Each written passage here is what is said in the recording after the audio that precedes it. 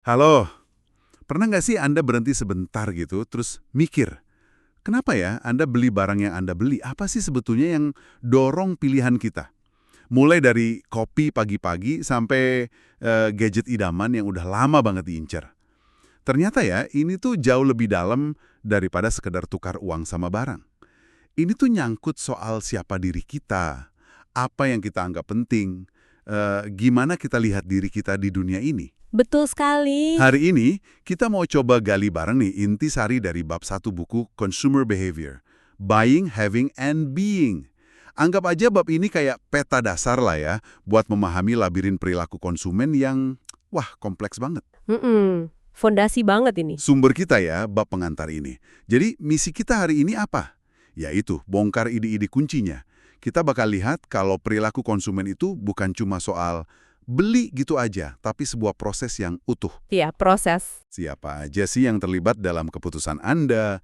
Dan yang penting juga, kenapa kok memahami ini jadi relevan banget di zaman sekarang yang serba nyambung ini? Anggap aja ini jalan pintas buat Anda, biar paham kenapa Anda, sebagai konsumen, ya bertindak kayak sekarang ini. Oke deh, kita mulai ya. Tepat sekali. Bab ini penting banget karena ngasih kita kacamata baru gitu. Fokusnya itu, bukan cuma pas transaksi di kasir, tapi seluruh perjalanannya membeli, terus memiliki, bahkan sampai menjadi. Menjadi, maksudnya. Iya, gimana barang dan jasa yang kita pakai itu ikut ngebentuk identitas kita, cara kita interaksi sama orang lain, bahkan cara kita merasa. Yang menarik di sini tuh yaitu betapa aktivitas kita sehari-hari yang kayaknya biasa aja Kayak nih. minum kopi tadi ya. Nah, itu dia. Sebenarnya itu manifestasi dari konsep-konsep perilaku konsumen ini. Tiap pilihan kecil itu ada ceritanya loh. Oke, oke. Mari kita mulai dari dasarnya dulu deh kalau gitu. Apa sih sebenarnya perilaku konsumen itu? Buku ini definisikannya gimana? Buku ini bilang itu studi tentang proses. Proses yang terjadi pas individu atau kelompok milih, beli, pakai, atau bahkan nyingkirin produk, jasa, ide, atau pengalaman. Tujuannya apa?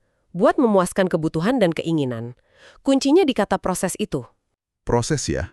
Bukan cuma pas bayar doang berarti. Iya, kata proses itu penting banget. Ini bukan kejadian tunggal gitu aja. Buku ini ngebaginya jadi 3 tahap utama yang nyambung satu sama lain. Ada fase sebelum beli, gimana Anda sadar butuh sesuatu. Info apa yang dicari, dari mana. Oke. Sebelum beli, terus? Terus fase pas beli. Pengalamannya gimana? Menyenangkan? Bikin stres? Atau biasa aja? Apa yang bisa disimpulkan tentang Anda dari cara Anda belanja? Wah, sampai situ ya? Produknya. Produknya beneran bikin puas nggak? Sesuai ekspektasi? Terus kalau udah nggak dipakai diapain?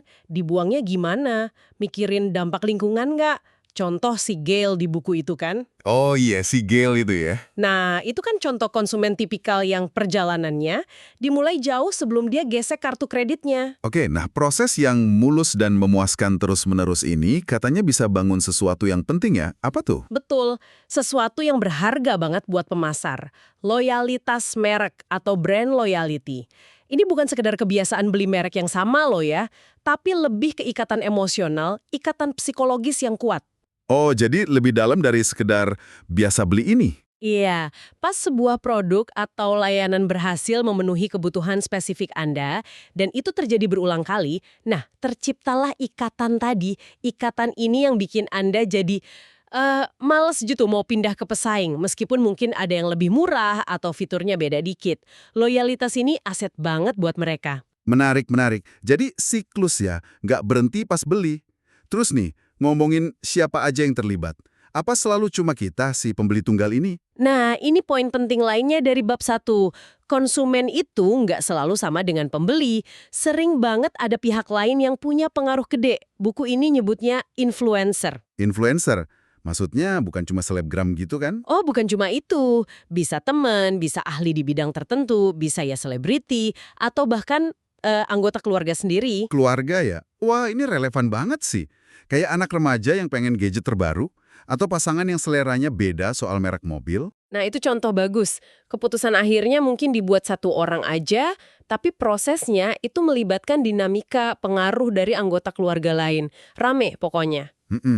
Jadi keluarga itu kayak unit konsumen kecil yang rumit ya? Tepat. Nah, Karena konsumen itu macam-macam dan pengaruhnya juga banyak, pemasar itu nggak bisa memperlakukan semua orang sama rata. Mereka perlu melakukan yang namanya segmentasi pasar. Segmentasi pasar. Itu kayak ngebagi-bagi konsumen gitu ya? Berdasarkan apa? Betul, dikelompokin gitu. Buku ini nyebut beberapa dimensi utama, ada segmentasi berdasarkan penggunaan produk. Maksudnya, seberapa sering sih produk itu dipakai, dalam situasi apa? Oke, penggunaan produk, terus? Terus ada demografi. Ini yang paling umum kita dengar lah ya. Usia, jenis kelamin, pendapatan, pendidikan, lokasi tinggal. Ah, iya. Data-data dasar gitu ya? Terus ada lagi yang lebih dalam, namanya psikografi. Ini nyoba memahami gaya hidup, nilai-nilai yang dianut, kepribadian, minat konsumen. Jadi bukan cuma siapa yang beli, tapi lebih ke kenapa mereka beli. Oh, jadi demografi itu lebih ke siapanya, kalau psikografi lebih ke kenapanya gitu ya? Kurang lebih gitu, walau prakteknya sering tumpang tindih dan saling melengkapi sih. Dan teknologi bawa dimensi baru lagi nih buat segmentasi. Teknologi, maksudnya gimana? Ada konsep kayak pemasaran relasional, relationship marketing. Ini fokusnya bangun hubungan jangka panjang sama konsumen, bukan cuma jual beli putus. Terus ada pemasaran berbasis data, database marketing. Database marketing, ini yang pakai data banyak itu ya? Nah, iya. Ini memanfaatkan big data, kumpulan data super besar tentang perilaku kita, buat memahami bahkan memprediksi kebutuhan kelompok konsumen yang spesifik banget. Akurasinya makin tinggi loh. Mereka jadi lebih tahu apa yang Anda mau, kadang malah sebelum Anda sadar sendiri. Wah, big data ini kedengarannya agak... Gimana ya? Bikin penasaran tapi agak ngeri juga ya. Tapi sebelum ke sana, kita mundur dikit yuk ke motivasi dasar. Bab 1 kan nanyain hal fundamental nih. Bedanya kebutuhan sama keinginan itu apa sih? Kelihatannya simpel, tapi ini inti banyak strategi pemasaran ya. Betul banget. Simple tapi krusial. Jadi gini, kebutuhan atau need itu kondisi dasar biologis atau psikologis yang harus dipenuhi biar kita bisa bertahan hidup atau mencapai tujuan tertentu. Contohnya ya lapar, haus, butuh tempat tinggal, rasa aman. Oke, itu kebutuhan dasar ya? Kebutuhan ini nyiptain semacam tegangan atau tension state gitu dalam diri kita. Rasa nggak nyaman yang dorong kita buat bertindak, buat cari pemenuhannya. Oke, jadi lapar itu kebutuhan. Terus keinginannya gimana? Nah, keinginan atau want itu cara spesifik gimana kita pengen memenuhi kebutuhan tadi. Keinginan ini sangat dipengaruhi sama kepribadian kita, budaya, lingkungan sosial, pengalaman kita. Contohnya? Yaitu tadi, sama-sama lapar, kebutuhan. Tapi orang Indonesia mungkin pengennya nasi padang, orang Amerika pengen cheeseburger, orang Jepang pengennya sushi. Kebutuhannya sama kan, lapar, tapi manifestasi keinginannya beda-beda banget. Ah, oke, paham. Nah, disinilah mulai seru banget nih. Soalnya pemasar itu kayaknya lebih sering mainnya di area keinginan ini ya. Mereka nggak nyiptain rasa lapar, tapi mereka berusaha keras ngebentuk dan ngarahin keinginan kita ke produk atau merek mereka. Persis. Dijadiin cara terbaik atau paling keren atau paling memuaskan gitu buat memenuhi kebutuhan kita. Tepat sekali. Mereka itu ngebungkus produk nggak cuma sebagai solusi fungsi aja, tapi juga sebagai pemenuhan aspirasi, gaya hidup, atau bahkan identitas. Ini nyambungin produk ke keinginan kita yang lebih dalam. Dan target mereka sekarang ini adalah konsumen yang udah beda banget sama generasi dulu. Bab 1 nyebutnya konsumen global yang selalu aktif atau always on. Selalu aktif. Maksudnya gimana tuh? Kayak nggak pernah tidur gitu. Haha, ya nggak gitu juga. Maksudnya kita hidup di era konektivitas yang non-stop. Teknologi, terutama internet sama smartphone, itu ngasih kita akses instan ke informasi, ke orang lain, ke tempat, dan tentu aja ke produk. Dari seluruh dunia, kapan aja, di mana aja. Bener banget sih, batasan geografis sama waktu jadi kabur gitu ya. Bisa belanja barang dari luar negeri sambil nunggu angkot. Nah itu dia. Dan ini diperparah, atau mungkin diperkuat ya, sama fenomena urbanisasi. Buku ini nyebut soal megacity. Megacity, kota besar banget gitu ya? Iya, kota metropolitan yang penduduknya lebih dari 10 juta jiwa. Prediksinya kan tahun 2030 nanti, sekitar 60% penduduk dunia bakal tinggal di kota. Banyak diantaranya ya di megacity ini. Konsentrasi penduduk dan gaya hidup kota ini nyiptain pasar yang unik sekaligus tantangan baru buat pemasar. Dan teknologi jelas jadi motor utamanya ya. Apa aja sih teknologi kunci yang disorot di bab 1 ini? Ada beberapa yang signifikan banget. Pertama, Internet of Things atau IoT. Ini konsep di mana macam-macam perangkat, mulai dari kulkas di rumah, mobil, sampai sensor di pabrik, itu saling nyambung ke internet dan tukeran data. Jumlah perangkat yang nyambung ini udah puluhan miliar loh. Puluhan miliar. Banyak banget. Iya, ada kutipan dari futuris Daniel Burrus di buku itu. Dia bilang IoT itu jauh lebih besar dari yang disadari siapapun.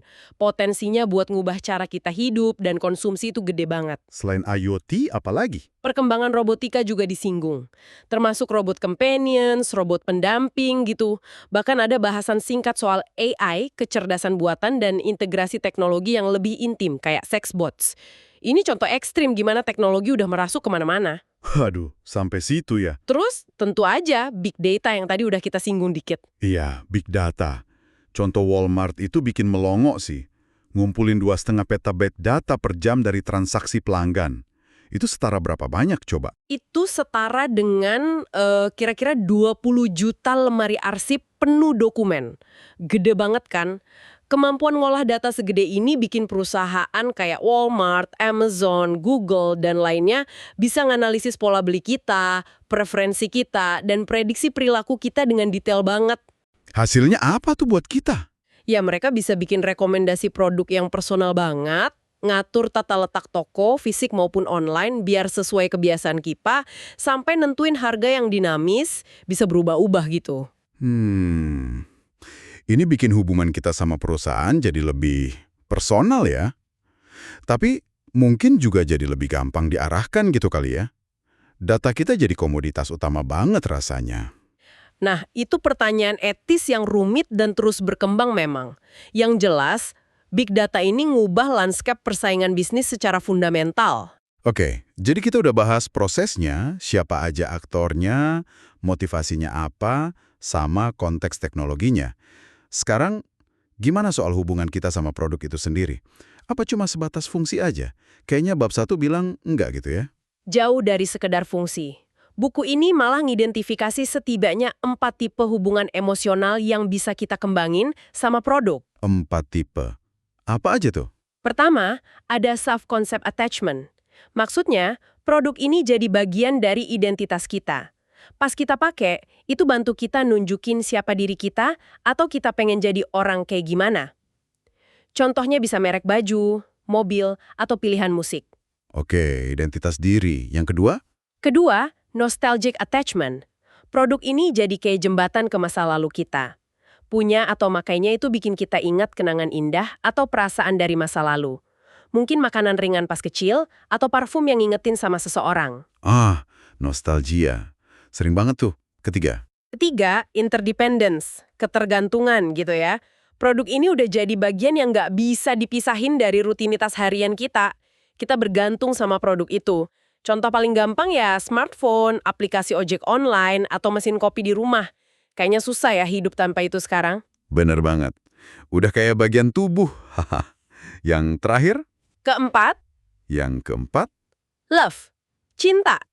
Ini hubungan yang paling kuat. Produknya bisa bangkitin emosi positif yang intens, kayak rasa hangat, semangat, atau keterikatan yang dalam banget. Cinta sama produk. Contohnya apa ya? Contoh permen Pips di buku itu menarik banget buat poin ini.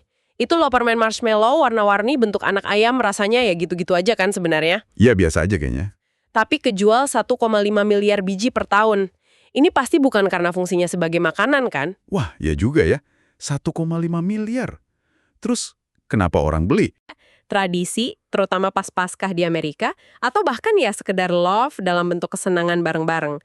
Orang beli Pips bukan cuma buat ngisi perut, tapi buat pengalaman, kenangan, atau malah iseng aja karena bentuknya unjik. Ini nunjukin makna produk itu seringkali jauh lebih luas dari sekedar fisiknya aja. Jadi, pilihan kita pas belanja itu bisa jadi cerminan identitas kita, kenangan kita, kebiasaan, bahkan cinta kita ya. Wah, ini bikin studi perilaku konsumen jadi luas banget dang cakupannya. Luas banget. Bab 1 nekenin kalau bidang ini nyakup spektrum perilaku yang luar biasa lebar. Mulai dari keputusan sepele kayak milih merek susu di warung, sampai keputusan super kompleks kayak perusahaan milih sistem komputer miliaran rupiah. Nggak cuma beli barang berarti ya? Itu semua masuk ke ranah perilaku konsumen. Dan karena luas banget, studinya nggak bisa dari satu sudut pandang aja dong ya? Sama sekali nggak bisa. Ini bidang yang emang dari sananya interdisipliner. Penelitinya datang dari macam-macam latar belakang ilmu. Ada psikologi, eksperimental, klinis, sosial, ada sosiologi, antropologi, ekonomi, bahkan ilmu komunikasi dan sastra juga ikut nimbrung. Wah, rame banget ya. Iya, masing-masing bawa kacamata dan cara kerja unik buat memahami fenomena konsumen. Ada yang fokus ke proses mikir individu, ada yang lihat pengaruh kelompok sosial, ada yang analisis makna budaya dari konsumsi. Beda-beda pendekatannya.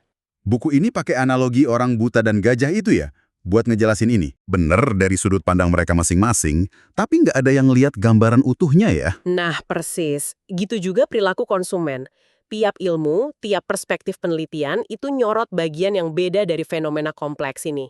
Nggak ada satu teori atau pendekatan ajaib yang bisa jelasin semuanya. Kekuatannya justru ada di keragaman perspektif ini. Oke. Nah, karena begitu banyak sudut pandang buat memahami konsumen sekarang, kayak yang kita obrolin tadi, pasti buat nebak masa depan perilaku konsumen juga jadi tantangan seru ya? Bab 1 ada nyinggung tren-tren masa depan gitu nggak sih? Ekonomi berbagi, platform kayak Airbnb, Uber, atau Gojek itu kan bikin batas antara produsen sama konsumen jadi kabur ya. Iya, orang biasa bisa jadi hotelier atau supir taksi dadakan. Betul, fokusnya jadi geser. Dari punya aset, jadi lebih ke akses atau nyewa pengalaman pas lagi butuh aja. Ini ngubah cara kita mikir soal kepemilikan dan konsumsi. Selain ekonomi berbagi, ada lagi? Ada penekanan yang makin kuat ke authenticity, keaslian, dan personalization. Konsumen, apalagi generasi yang lebih muda, makin skeptis sama pemasaran massal. Mereka nyari produk dan pengalaman yang rasanya asli, jujur, unik. Pengen tahu cerita di balik produknya gitu ya? Iya, asal-usulnya nyari mama, siapa yang bikin. Konsep lineage ini bikin produk-produk artisanal, buatan tangan yang khas, dan maker movement, gerakan bikin barang sendiri, jadi naik daun. Didukung juga sama teknologi kayak 3D printing. Dan personalisasi. Konsumen pengennya pengalaman yang disesuaikan buat mereka secara pribadi. Udah nggak zaman satu ukuran buat semua. Ini nyambung juga ke konsep curation atau kurasi. Kurasi. Milih-milihin gitu ya?